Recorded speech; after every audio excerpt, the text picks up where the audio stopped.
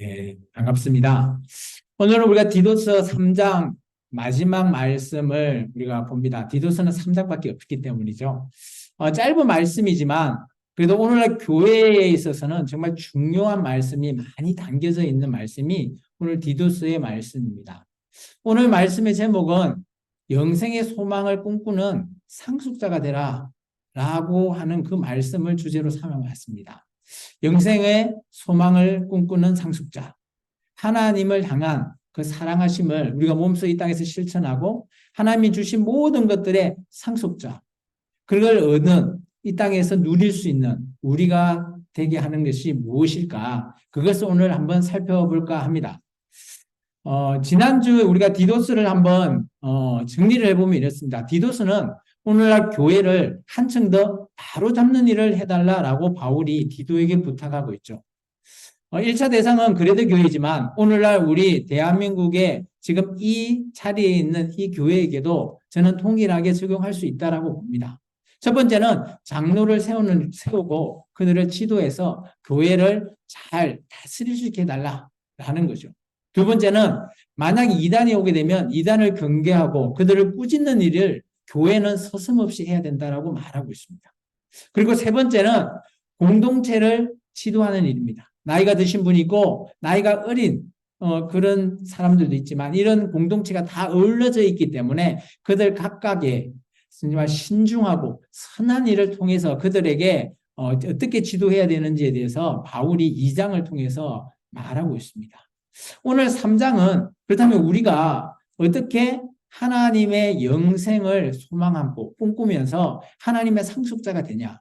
그는 이 땅에 우리의 삶을 어떻게 해야 된다 하면 바르고 합당한 삶으로 살아야 된다라고 말하고 있습니다. 오늘 1절과 2절은 우리 성도가 이 땅에서 살아갈 때 지켜야 될 그런 우리의 삶이죠. 1절과 2절만 같이 한번 읽어보겠습니다. 3장 1절과 2절입니다. 너는 그들로 하여금 통치자들과 권세 잡은 자들에게 복종하며 순종하며 모든 선한 일을 행하기를 준비하게 하며 아무도 비방하지 말며 다투지 말며 관용하며 범사의 온유함을 모든 사람에게 나타낼 것을 기억하게 하라. 이 땅에 많은 하나님을 믿는 성도들, 물론 하나님의 법을 따라야 되는 그런 성도들이죠. 그렇지만 하나님의 나라를 사모하는 하나님의 자녀들의 삶이니까 당연히 하나님의 법을 따르는 것은 맞습니다. 그런데 이 땅에 우리가 살아가고 있는 지금 이곳, 지금 대한민국이라고 하는 곳에서 우리는 대한민국의 헌법을 준수해야 되는 것도 당연한 거죠. 그래서 오늘 1절과 2절은 우리가 이 땅에 여기는 통치자들과 권세 잡은 자들 이런 표현을 썼긴 하지만 이것을 좀 더 현재식으로 해석해 보면 이 땅에 우리가 살아갈 때 지켜야 될 법이 있다는 거죠. 여러분이 법을 어기면 어떻게 돼요? 경찰이 삐뽀삐뽀해서 잡아가죠. 체포해 갑니다. 그러면서 신문을 하죠. 잘못됐으면 감옥에 들어가겠죠. 근데 아무 잘못이 없으면 풀려납니다. 그것은 우리가 이 땅에서 살아갈 때 지켜야 될 법이라는 거죠. 이 땅의 제도 하에서 우리가 살아가는 것에 대해서 복종하고 순종해야 되는 것은 당연하다는 거죠. 그런데 정말 중요한 것은 저는 세 번째라고 봅니다. 우리가 그런 이 땅의 제도 하에서 살아갈 때 우리는 모든 선한 일을 행해야 된다는 거죠. 이 땅에 많은 사람들 중에 법을 악용하는 사람이 많아요. 죄를 짓지만 좋은 돈이 많아서 어마어마한 변호사를 사들여서 그 법에 교묘하게 빠져나가서 그죠? 무죄 판결을 받죠. 억울해 보입니다. 그런 교묘하게 살아가는 그런 자가 되지 말라는 크리스찬이면 정말 하나님 보시기에 부끄럽지 않는 그런 자가 되라는 거죠. 그게 바로 이 땅에 있는 모든 선한 일을 행해라는 거죠. 모든 선한 일을 행할 때 하나님 앞에 부끄럽지 않는 거죠. 우리가 그죠? 여기 운전하시는 분들 있죠. 도로교통법을 우리가 운전을 하면 지켜야 되죠. 그래서 지키지 않으면 뭘 합니까? 딱지가 날라오죠. 근데 잘 지키면 어떻게 돼요? 상은 뭐예요? 우리가 도로교통법 잘 준수하면 상이 뭐가 오죠? 없는 것 같아요? 있습니다. 뭔가 하면 보험료가 할증됩니다. 그만큼 중요한 거죠. 그만큼 상과 벌이 항시 법에는 있다라는 거예요. 뭐 당근과 채찍과 같은 존재긴 하지만 어쨌든 간에 우리는 그런 법에 대해서 준수하는 것, 복종하는 것, 근데 우리가 행하는 일이 선하면 좋겠다라고 바울은 늘 얘기해요. 우리가 선하다, 선한 일이라고 하면 그냥 우리의 삶이 그냥 착하면 되지 않나라고 우리가 생각할 수 있지만 물론 그것도 한편 맞습니다. 근데 더 나아가서 우리가 하는 모든 일이 세상의 모든 사람이 우리를 보기에 빛과 소금과 같은 존재가 되라는 거예요. 그러면 우리가 어떻게 해야 될까요? 내가 길을 가다가 침을 뱉으면 되나요? 아니면 쓰레기를 아무도 없다고 버리면 되나요? 그런 양심에 끓이끼는 일도 하지 말라는 거죠. 그래서 오늘 2절에 이렇게 얘기합니다. 우리가 살아갈 때 우리는 비방하지도 말아야 되고, 다투지도 말아야 되고, 관용하고 범사의 온유함으로 모든 사람에게 기억되게 해라는 거예요. 이게 쉽게 말하면 이런 겁니다. 나를 통해 나를 보는 모든 사람에 내가 크리스찬으로 본이 되라는 거죠. 본이 되라는 뜻이 뭔가 아시죠? 내가 모범이 되는 거죠. 우리가 학교에서도 학생들이 그죠? 참 착하고 일 잘하고 선생님 말 잘 들으면 선생님이 간혹가다 불러서 너 잘하네 라고 칭찬해 주죠. 그죠? 그러면 남들 보기에 이 학생은 본이 되는 거죠. 그런 식으로 우리의 삶이 우리가 하루하루 살아갈 때 남이 보고 안 보고가 중요한 게 아니라는 거죠. 내가 하나님 보기에 양심에 끓이지 않고 정말 하나님 보시기에 선한 일로서 선한 양심으로서 살아가라라는 것을 얘기하고 있습니다. 바울은 교회의 성도들의 삶이 이렇게 되기를 바란다라는 거예요.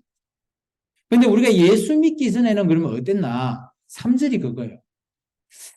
우리가 예수 믿기 전 우리는 이랬다라는 겁니다. 3절만 한번 같이 읽어볼까요? 우리도 전에는 어리석은 자요, 순종하지 아니한 자요,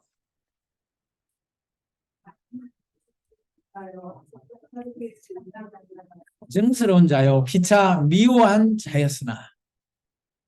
이게 예수 믿기 전과 예수 믿고 난 이후에 우리의 삶은 어떻게 해야 될까요? 달라야 된다라고 바울은 말하고 있어요. 물론 내가 그러면 이런 분도 있죠. 저는 어머니 모태에서부터 모태신앙인데요. 라고 말하는 자도 있죠. 근데 오늘 잘 보시면 3절에 해당되는 그런 일 하지 말라는 거예요. 크리스찬으로 본이 되기 위해서는 될 수 있는 대로 3절과 같이 안 하기를 바란다는 거예요. 그러면서 바울은 이렇게 얘기하고 있습니다. 우리가 이루는 구원, 우리가 할 수 있는 건 아무것도 없다라고 얘기하고 있어요. 바울이 정리한 구원이 4절에서 7절부터거든요. 같이 한번 읽어보겠습니다. 우리 구주 하나님의 자비와 사랑하심이 나타낼 때에 우리를 구원하시되 우리의 행한 바 어려운 행위로 말미암지 아니하고 오직 그의 긍휼하심을 따라 중생의 시선과 성령의 새롭게 하심을 또 하였나니 우리 구주 예수 그리스도로 말미암아 우리에게 그 성령을 풍성히 부어주사 우리로 그의 은혜를 힘입어 어렵다 하심을 얻어 영생의 소망을 따라 상속자가 되게 하려 하십니다. 바울은 우리에게 구원하는 것, 이 구원이 뭐다? 우리의 구원은 우리가 이루려고 한다고 이루어진 게 아니라는 거죠. 하나 예수 그리스도의 긍휼하심을 통해서 중생의 씻음, 거듭남의 비밀이라고 외치는 우리 집사님 있는데 거듭남의 비밀은 예수님이에요. 중생이라는 게 거듭나는 거잖아요. 씻는 게 뭡니까? 우리가 예수님을 나의 주로 인정하고 그죠? 세례를 받죠. 씻는다라는 의미는 여러 가지 의미가 있습니다. 그죠? 정결하게 된다. 거룩한 자가 된다. 그런 의미가 있지만 지금 우리 입장에서는 세례 받는 일을 나타내는 거죠. 그렇다면 우리가 거듭난다라고 하는 것은 이전에 그런 악독한 자, 종로릇하던 그런 우리가 아니라 새로운 예수님 안에서 새롭게 태어난 자, 거듭나는 자라는 거예요. 우리가 세례를 받았기 때문에, 씻김을 받았기 때문에 우리가 그렇게 거듭났다. 세례를 받는 건 우리가 물로 세례를 목사님께서 여러분에게 하셨지만, 오늘 그 세례를 받는 중요한 내용은 내가 나의 주님은 예수님입니다라고 고백하고 주인으로 섬길 때 예수님께서 우리에게 성령까지도 주신다라는 거예요. 요한복음 3장 5절에 이렇게 말하고 있습니다. 예수께서 대답하시되 진실로 진실로 내게 이르노니 사람이 물과 성령으로 나지 아니하면 하나님 나라에 들어갈 수 없다. 이 물과 성령이라는 게 예수님을 나의 주인으로 모시고 내가 세례를 받을 때 비록 나는 물 세례를 받았지만, 그죠? 정결하게 젖고 받았지만 예수님께서 성령으로 세례하셨다라는 거예요. 그러면 세례받은 지금 저와 여러분은 예수님께서 이 둘을 다 주신 거죠. 그렇기 때문에 우리가 하나님의 나라, 천국을 꿈꾸는 겁니다. 영생을 꿈꾸는 거죠. 그래야만이 우리가 하나님의 상속자가 될 수 있다는 걸 말하고 있습니다. 바울은 이렇게 얘기합니다. 우리의 행한 바로 어렵다라고 할 수 없다라는 거예요. 내가 아무리 거룩하고 착한 일 많이 한다고 내가 어려운 의인이 될 수는 없다라는 거예요. 누가 우리를 그러면 의인이라 불러줄까요? 바로 예수님입니다. 내가 주인으로 모셨던 그 예수님이 나에게 그래, 네가 어렵다라고 불러줄 때 내가 의인이 되는 거죠. 그렇기 때문에 내가 하나님의 나라를 꿈꿀 수 있는 겁니다. 구원을 받을 수 있는 존재가 된다는 겁니다. 이처럼 바울의 구원은 예수님의 은혜를 통해서 의인으로 영생을 통해 하나님의 상속자가 우리에게 되라고 하는 거예요. 이게 디도이가만 했던 말일까요? 아니요. 그레데 교회의 모든 공동체에게 너희도 이렇게 구원받아 하나님의 영생의 상속자가 되라고 말하는 거예요. 그렇다면 지금 우리에게도, 지금 이곳에 예배하는 저와 여러분에게도 동일하게 적용된다는 거예요. 그래서 여러분은 오늘 꼭 꿈꾸십시오. 나는 영생의 상속자가 되리라. 아마 이미 여러분의 영생의 상속자가 되었습니다. 그렇지만 여러분이 그것을 알지 못하고 깨닫지 못하고 누리지 못했기 때문에 영생의 상속자로서의 여러분이 관가하고 있었던 거죠. 오늘 이 말을 통해서 살펴보면 우리는 예수님은 나의 주인으로 모시고 내가 예수님 앞에 무릎 꿇고 나아갈 때 예수님은 우리에게 이런 모든 하나님의 모든 것들을 고난을 우리에게 다 부어주십니다.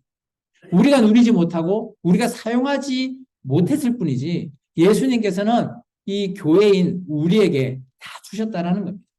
그게 바로 바울이 우리에게 말하고 있는 구원입니다. 우리의 구원은 나의 행위가 아니라 내가 어렵게 산다, 내가 죄지지 않았어, 내가 착한 일 많이 해서 이렇다고 우리가 구원이 있는 게 아니라는 거죠. 쉽게 말해서 예수님이 우리를 긍휼히 여겨서 이렇게 구원하심을 허락했기에 우리가 구원의 존재가 받을 수 있는 존재가 되었다라는 겁니다. 또한 상속자가 되었다라는 겁니다. 여러분 옆 사람한테 같이 얘기해 볼래요? 야, 여러분 하나님의 상속자십니다. 여러분은 하나님의 상속자십니다. 네, 하나님의 상속자가 됐는데 그럼 여러분은 뭘 꿈꿉니까? 하나님의 어떤 것을 달라고 하십니까? 하나님 저는 뭐 주세요 라고 할 수 있잖아요. 근데 하나님은 야, 내 거 다 줬어. 그러면 여러분이 이제 그걸 사용하셔야죠. 이제부터는 여러분이 상속자이니까 상속자로서 여러분의 역할을 하시기 바랍니다.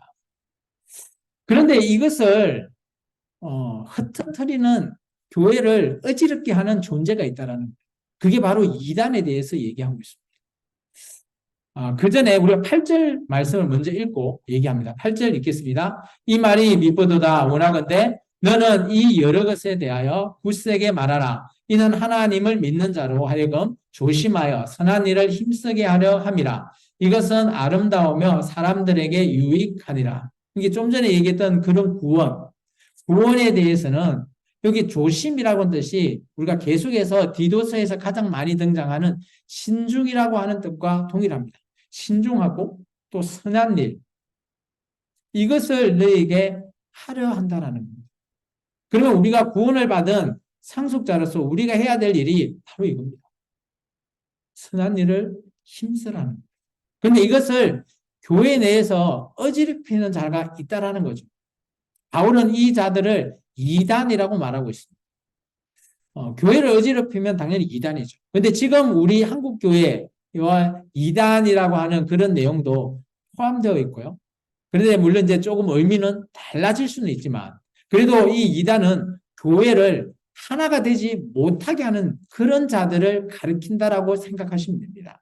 우리가 9절에서부터 11절까지 읽겠습니다. 그러나 어리석은 변론과 족보 이야기와 분쟁과 율법에 대한 다툼은 피하라. 이것은 무익한 것이요 헛된 것이니라. 이단에 속한 사람을 한두 번 훈계한 후에 멀리하라. 이러한 사람은 내가 아는 바와 같이 부패하여서 스스로 정죄자로서 죄를 짓느니라.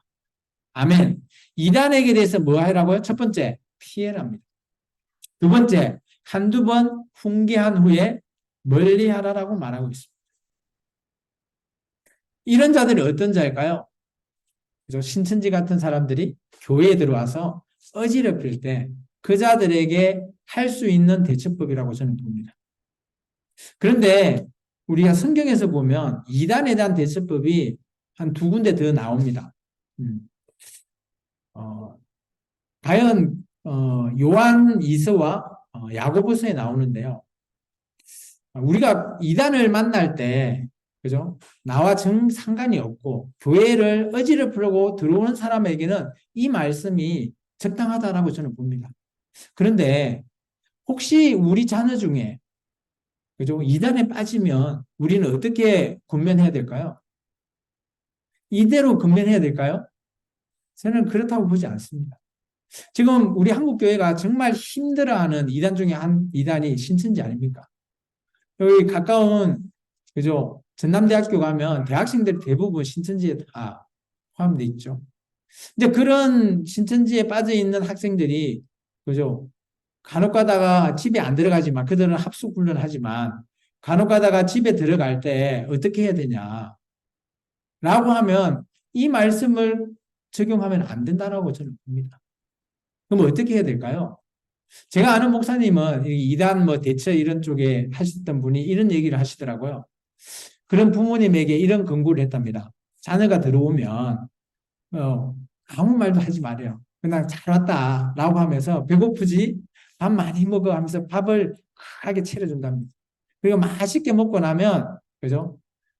우리가 보통 뭐 용돈 주잖아요. 용돈을 절대 주지 마라.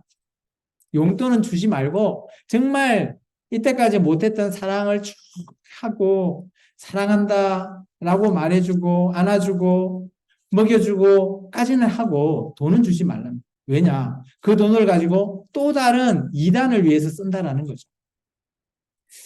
요한 2서에 보면 이런 말이 있습니다. 야고보서 5장에 보면 내 형제들아 너희 중에 미혹되어 진리를 떠난 자를 누가 돌아서게 하면 너희가 알 것은 죄인을 미혹된 길에서 돌아서게 하는 자가 그의 영혼을 사망에서 구원할 것이다. 이 말이 뭔가 하면 이단에 빠진 자가 있으면 계속해서 그죠? 그 자를 끄집어내야 되잖아요. 부모라면 더 그러지 않을까요? 자녀를 향해서 야 이단에서 나와. 그 자녀가 그죠? 뭐 자녀가 아무리 싫더라도 그래 네가 가 이렇게 할 부모 아무도 없잖아요. 그러니까 그런 부모 입장에서는 정말 극진히 사랑하면서 언젠가나 돌아올 거를 기약하면서 그런 이단을 향해서 그죠? 대처하고 그런 이단을 향해서 그 자기 자녀에게 계속 공부하는 그것에 대해서 뭐 직설적으로 막 화를 내거나 싸우거나 하지 말고 정말 사랑함으로써 보듬어 주면서 정말 집에 돌아오면 그래 따뜻한 곳이 있다. 언제든지 와라. 그렇게 사랑하는 마음을 전해주라 라고 말하고 있습니다. 야고보서가 그런 얘기죠. 그렇게 떠나간 자가 다시 돌아올 때 야, 넌 이단에 갔으니까 뭐 안 돼. 뭐 인사도 하지 마. 그런 표현을 쓰는 것은 적절한 대처가 아니라고 저는 봅니다. 어쨌든 간에 이런 대처에 있어서는 교회는 이단에 대해서 정말 명확해야 된다고 봅니다. 그래서 많은 교회들이 한때 신천지가 너무 기승을 부릴 때, 그죠? 이런, 우리 교단에서도 그걸 나눠줬어요. 신천지 아웃. 본 적 있으시죠? 예. 왜 그럴까요? 너무 교회가 막 쑥대밭이 되니까. 그죠? 그러다 보니까 그런, 구절까지 붙여놓으면서 오지 마라, 제발. 저는 두 가지를 그걸 통해서 볼 수 있습니다. 첫 번째, 물론 이단에 대해서 경계해야 되는 건 맞다. 그런 쪽이 하나고요. 또 하나는 교회에 들어와서 그런 신천지가 교회를 쑥대밭 만들 때 과연 교회는 뭘 하고 있습니까? 뭘 가르쳤을까? 그래서 한국 교회가 너무 뭐 이단들 경계 안 하고 너무 은혜로운 설교, 너무 우리 성도들의 마음을 어루만져주고 사랑하는 너무 이렇게 보듬는 그런 설교만 많이 하지 않았을까? 이단인 그들이 그런 설교를 향해서 그런 목사를 향해서 완전히 깨어 부수고 있을 때 교회가 너무 그것을 안이한 대처를 하지 않았나라는 생각도 좀 들긴 합니다. 안타깝죠. 그래서 지금은 또 많이 바뀌었어요. 그런 또 엄청 혼란이 지나가고 난 이후에 마치 코로나 이후에 그런 부분들이 조금은 완화된 것 같아요. 그래서 신천지가 이전과 같은 그런 추수꾼을 보내서 추수하는 그런 전도를 안 한답니다. 어떤 전도를 하시는 줄 아세요? 제가 불과 얼마죠? 한 몇 달 전인가? 길거리 갔는데 신천지라고 딱 써놓고 전도를 하고 있어요. 아, 이제 신천지도 자기가 신천지라고 내세우면서 전도를 해요. 이단들이. 너무 안타깝더라고. 이제 그들도 어느 정도 이제 이 방법이 안 통하니까 방법을 바꾸는 거죠. 참 안타깝습니다. 어쨌든 간에 우리는 이단에 대해서 대처를 잘 해야 될 줄 믿습니다. 그리고 바울은 이런 하나님의 성도들에 대해서 또 다른 계획을 디도에게 말하고 있습니다. 우리 말씀을 다 읽고 한번 설명할까요? 12절에서 16절입니다. 내가 아데마나 두기고를 내게 보내리니 그때에 내가 급히 니고볼리로 내게 오라. 내가 거기서 겨울을 지내기로 작정하였노라. 율법교사 세나와 및 아볼로를 급히 먼저 보내어 그들로 부족함이 없게 하고 또 우리 사람들도 열매 없는 자가 되지 않게 하기 위하여 필요한 것을 준비하는 좋은 일에 힘쓰기를 배우게 하라. 나와 함께 있는 자가 다 내게 문안하니 믿음 안에서 우리를 사랑하는 자들에게 너도 문안하라. 은혜가 너희 무리에게 있을지어다. 아멘. 바울의 또 다른 계획이 뭐예요? 제가 디도스 처음 할 때 막 보여줬죠. 니고볼리에 대해서. 니코폴리스. 그쪽에 아키움 해성을 승리했던 그런 기념 도시로 그곳에서 바울이 또 다른 전도를 하기 위한 계기입니다. 그래서 너도 정리하고 니고볼리로 와라 라고 말하고 있죠. 14절의 말은 저는 참, 이 디도서에 바울이 하고자 하는 말 중에 가장 큰 것 같습니다. 우리 14절만 같이 한번 읽어볼까요? 또 우리 사람들도 열매 없는 자가 되지 않게 하기 위하여 필요한 것을 준비하는 좋은 일에 힘쓰기를 배우게 하라. 여기서 좋은 일이 뭘까요? 착한 일? 아니요. 전도하는 일이에요. 왜냐? 열매 없는 자가 되지 않게 하기 위해서 우리가 좋은 일에 힘쓰자라는 거죠. 그래서 교회는 좋은 일이라고 하면 물론 뭐 선한 일, 착한 일 이런 것도 있지만 전도하는 일도 좋은 일이고요. 여러분 기도하는 일도 좋은 일이고요. 이렇게 예배 잘 드리는 일도 좋은 일이에요. 교회가 하나님의 교회가 성장하고 더 많은 부흥을 하고 해 나가는 일도 좋은 일 중에 하나입니다. 그런 일에 오늘 우리 힘쓰자라고 얘기하고 있습니다. 그래서 바울은 크게 한 두 가지 오늘 3장을 통해서 얘기하고 있습니다. 저를 따라서 한번 같이 한 목소리로 같이 따라해 볼까요? 이 세상 제도 하에서 선한 일을 행하기를 준비해 봅시다. 복음 안에서 우리를 통해서 전도의 열매가 맺히기를 준비해 봅시다. 바울은 우리에게 준비를 바라고 있습니다. 교회 내에서 선한 일을 하기를 준비하고 있고, 또 우리가 나아가서 전도하는 일에 우리가 준비가 되어야 된다는 거죠. 전도는 그냥 나간다고, 물론 성령님을 통해서 나아가면 성령님께서 일하시죠. 우리가 나간다고 다 성령님 일하고 성령님이 다 전도하신다? 물론 그것도 맞습니다. 일부 맞는데요. 그 속에서는 우리가 준비해야 할 일도 있다라는 겁니다. 그 두 가지가 하나로 합쳐질 때 성령님께서 일하시고 우리도 거기에 대해서 합당하게 준비를 해야 된다는 거예요.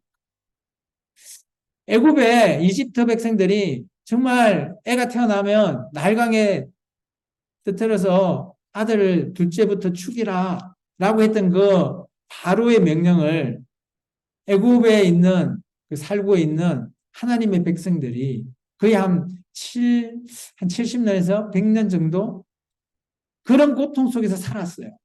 그때 하나님께 부르짖었죠. 근데 하나님께서는 때를 기다렸어요. 왜냐? 이 이집트를 탈출할 수 있는 사람이 준비가 되어 있지 않았기 때문에 거의 한 400년 그 정도의 시간을 기다렸다는 겁니다. 준비라는 것은 중요합니다. 교회에서도 항상 준비가 되어 있지 않으면 이단에 대해서 혼란이 오게 되고요. 또 준비되어 있지 않으면 우리의 신앙이 흔들릴 수도 있습니다. 이런 모든 것들은 우리가 준비하고 있을 때 비로소 하나님의 상속자로서 나아갈 수 있다고 저는 봅니다. 이 시대를 살아가고 있는 하나님의 근면이고 또 하나님의 기대하는 말씀이 되기를 기원합니다. 오늘 말씀을 이제 정리하겠습니다. 교회를 한층 바로잡는 일은 오늘 내용까지 합치면 총 4가지죠. 그렇죠? 교회의 직분자를 잘 세우고 또 이단을 경계하고 그리고 공동체를 잘 지도하는 일, 그것이 신중하고 선한 일이 되어야 되고 또한 바르고 합당한 삶을, 성도의 삶을 살아가는 것, 그것이 오늘 우리 성도들이 영생의 상속자가 되는 길이라는 겁니다. 오늘 그 길을 저와 여러분이 매일매일 걸으셔야 됩니다. 오늘 하루만 걷고 내일 안 걷는다? 아니요. 우리가 매일매일 일어나서 내가 하는 일을 하고 또 하는 그런 모든 일 가운데 하나님을 만나고 또 하는 그런 일 가운데 하나님께서 주신 그 말씀 속에 우리가 실천하며 살아가는 그런 일, 그 일이 선한 일이요. 하나님의 상속자의 길이라고 저는 봅니다. 그래서 우리가 상속자 되었다고 남한테 의시되고 이렇게 해라고 하는 것이 아니라 내가 매일매일 이렇게 힘들고 어렵더라도 살아가는 이 길이 하나님이 영생의 상속자의 길이라는 거죠. 마지막 이것만 같이 읽고 끝내도록 하겠습니다. 같이 읽겠습니다. 교회인 우리는 세상에서 선한 행하기를 준비하고 복음 안에서 전도의 열매를 맺는 영생의 상속자가 됩시다. 아멘. 기도하겠습니다. 참 좋으신 아버지 하나님,